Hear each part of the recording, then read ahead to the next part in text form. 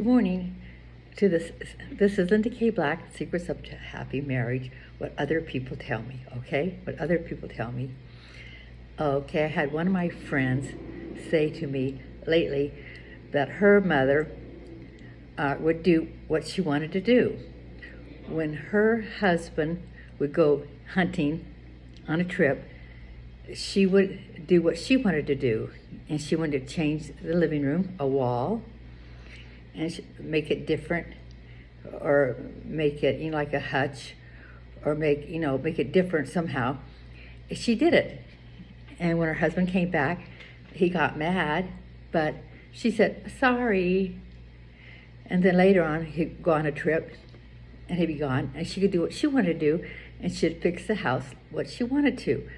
And he'd come back, he'd be mad, but she'd say, I'm sorry. And he'd say, he forgave her, but she got what she wanted. But a husband and wife should always get her way. Happy wife, happy life, but it's teamwork. But happy life, happy wife, the old saying goes, okay. And a lot of people, older people, say happy wife, happy life. And I ran into that man, he didn't get his way, but he has to get his way too. Each one should take turns getting their way about what they want to do.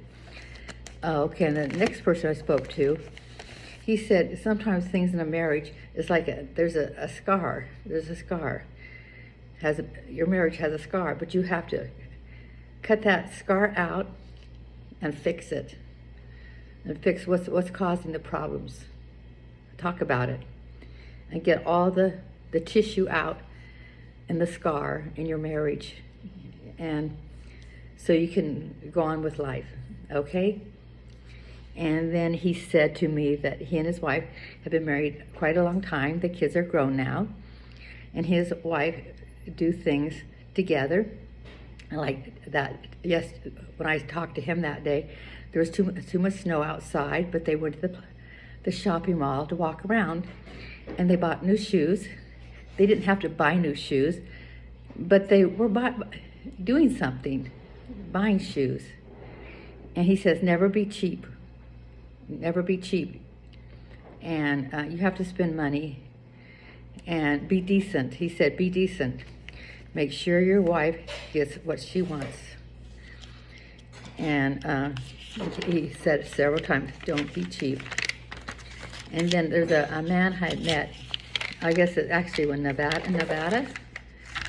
And he and his wife had been ministers, and she was in a rest home, and she wasn't being treated right. So he and his wife moved to another town, and he put her in a rest home where they're treating her right. And he lives in his van, and he tells his wife she's being taken care of, and he visits his wife every single day. And that's why when you're married to somebody, you love them, and you take care of them. And before I left Bakersfield, a man came to my church.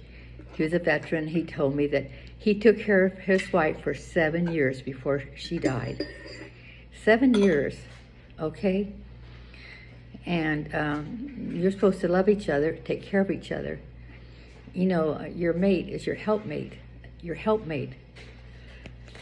They are really a helpmate to you. Okay.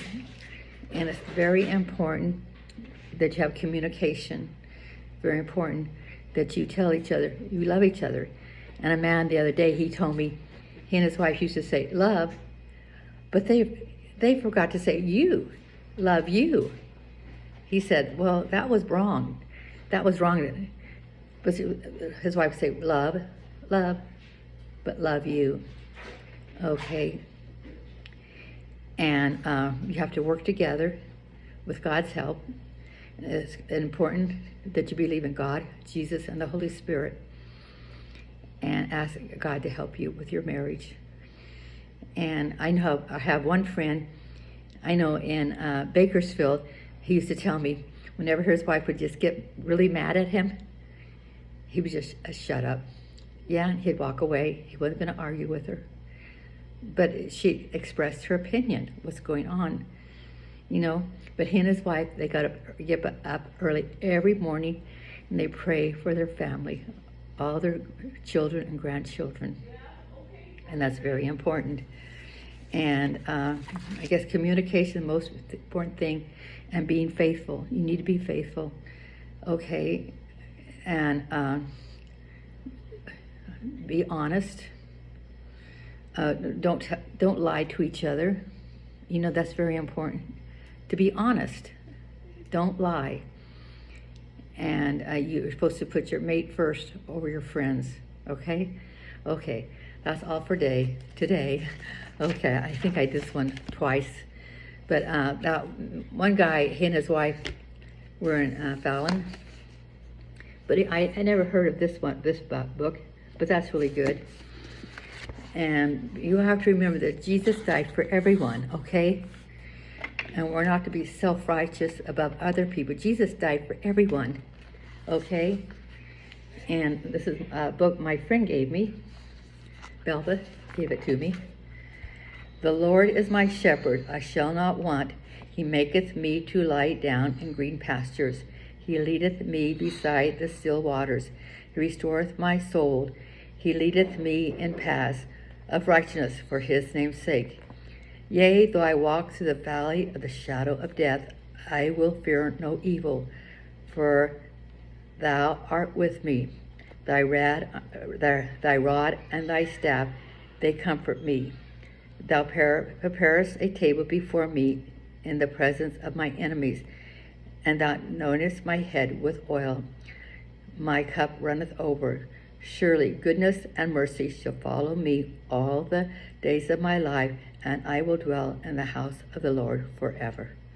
Okay, and I had a stroke 3 years ago, so my speech is a little bit off. Okay, but trust God, keep trying. Okay, bye. Okay, bye.